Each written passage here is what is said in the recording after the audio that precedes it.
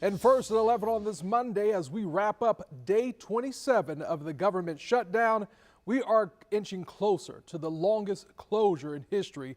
And tonight we're taking a live look from Washington, D.C., where there appears to be no end in sight for the shutdown.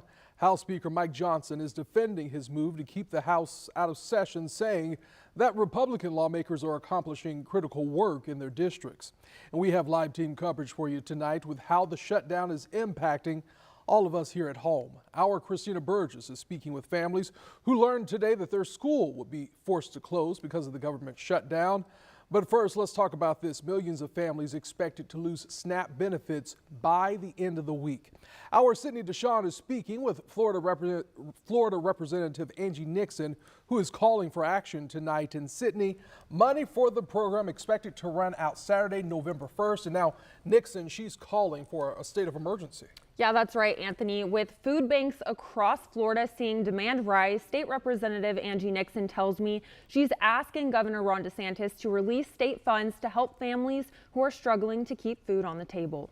State Representative Angie Nixon says nearly 3 million Floridians face the possibility of losing food assistance if the federal government shutdown continues past November 1st. Of that 3 million, 1.5 of them are children. Nixon says change is needed before it's too late. I have a child who's 5 years old, in addition to 4 other children, and I know how they act when they go to school hungry. And just knowing that we don't want anyone to starve here in the state of Florida. She says food banks across the state are sounding the alarm as food disappears off their shelves. I actually had the opportunity to speak with someone over at Feeding Northeast Florida, and they told me frankly that they do not have enough food at these food banks across the state to feed individuals that are recipients of SNAP benefits. Nixon says the governor has emergency funds available that could help families in need. Right now, we're asking Ron DeSantis to be the leader that we need him to be and to declare a state of emergency. If he was able to do one and to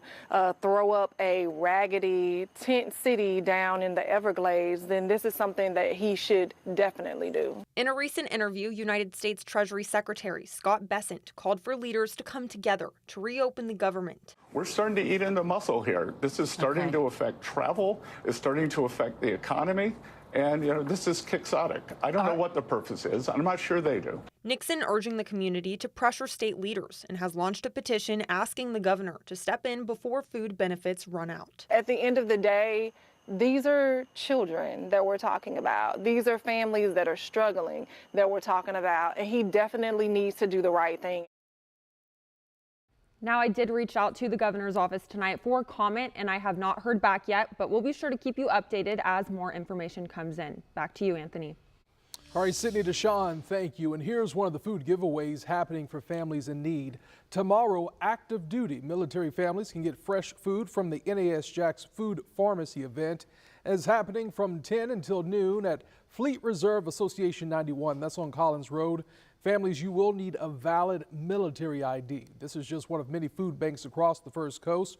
For a list that can be sent to your phone right now, just text the word food to the phone number you see there, 904-633-2402, and we'll send that to your phone right now.